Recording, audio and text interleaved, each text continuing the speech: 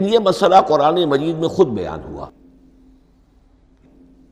اور سورہ حشر کی آیت میں تو یہ فرمایا گیا، اللہ تعالیٰ نے اپنے اس کلام کی عظمت کو یوں بیان کیا، وہ عظمت کما ہیا، جیسے کہ وہ فی الواقع ہے، اور جس کا کہ گویا کہ پورا ادراک ہمارے لیے اپنی بہت سی محدودیتوں کی وجہ سے ممکن نہیں ہے، لیکن ایک تمثیل کے پیرائے میں سمجھایا، لو انزلنا ھذا القرآن علی جبل لرأیتہ خاشعا متصدعا من خشیۃ اللہ وتلک الامثال نضربها للناس لعلہم یتفکرون۔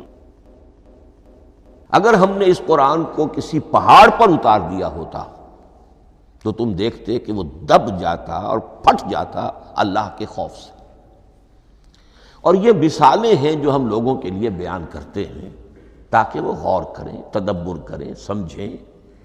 ما لا یدرک کلہ لا یترک کلہ، اگرچہ بتمام و کمال عظمت قرآن کا فہم ان کے لیے ممکن نہیں ہے، لیکن کسی درجے میں تو کچھ انعکاس اس کا ہو جائے، کچھ اندازہ ہو جائے، انسان اپنی ذہنی سطح کے اعتبار سے، اس کی مناسبت سے کسی درجے میں عظمت قرآن کا اندازہ کر لے تو اللہ تعالیٰ کے ان الفاظ کو سامنے رکھے کہ لو انزلنا ھذا القرآن علی جبل لرأیتہ خاشعا متصدعا من خشیۃ اللہ۔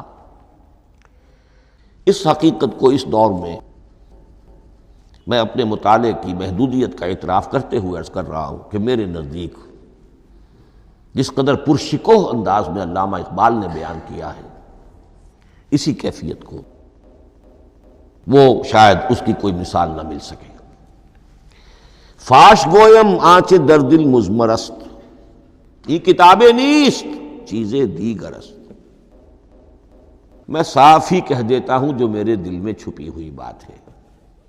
فاش گویم آنچ در دل مضمرست، یہ کتابیں نیست، اس قرآن کو کتاب نہ سمجھنا، یہ کچھ اور شے ہے، چیزیں دیگر است۔ اب وہ چیزیں دیگر کیا ہے؟ وہی جو میں نے عرض کیا، ذات باری تعالیٰ اور کلام کا صفت باری تعالیٰ ہونا، اس کے بنا پر جو مناسبت ہے، جو قرب ہے، جو مشابہت ہے۔ مثل حق پنہاؤ ہم پیداستو، زندہ و پائندہ و گویاستو۔ اس کلام میں اللہ تعالیٰ کی ساری صفات کا انعکاس موجود ہے۔ یہ بات ویسے بھی سمجھ میں آتی ہے، کوئی شخص ذرا گفتگو کرے، چند جملے جب وہ ادا کرے گا اپنی زبان سے تو معلوم ہو جائے گا کہ اس کے فہم کا، اس کی دانش کا، اس کے مطالعے کا حدود اربع کیا ہے اور اس کے ذہن کی سطح کیا، سمجھ میں آ جائے گی بات۔ اس لیے کہ کلام جو ہے وہ متکلم کی پوری شخصیت کی عکاسی کر رہا ہوتا۔ تانت بازی راگ پایا، چند جملے کسی نے کہا، پتہ چل گیا کہ یہ کس سطح کے آدمی ہیں، علمی اعتبار سے، معلوماتی اعتبار سے، تہذیبی اعتبار سے، کلچرڈ ہیں یا نہیں ہیں، یہ ساری باتیں چند جملوں میں واضح ہو جائیں گی۔ تو اللہ تعالیٰ کی بھی جملہ صفات کا عکس اس قرآن میں موجود ہے۔ ان میں سے جن چند چیزوں کا ذکر علامہ نے شعر میں کیا، وہ جو سورہ حدید کی آیت ہے، هو الاول والآخر والظاہر والباطن، اللہ الظاہر بھی ہے، الباطن بھی ہے، اتنا ظاہر کہ اس سے زیادہ ظاہر کوئی شے نہیں، اور اتنا باطن کہ اس سے زیادہ چھپی ہوئی کوئی شے نہیں۔ اسی لیے حضور سے جو منقول ہیں الفاظ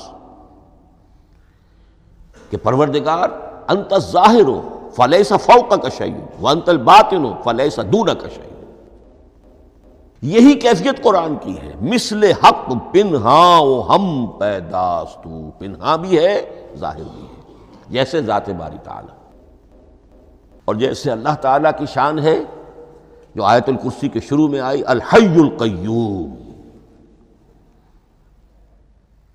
مثل حق پنہاؤ ہم پیداستو، زندہ ہو پائندہ ہو گویاستو۔ یہ قرآن جو ہے اللہ تعالیٰ کی صفات کا ایک عکس اپنے اندر رکھتا ہے۔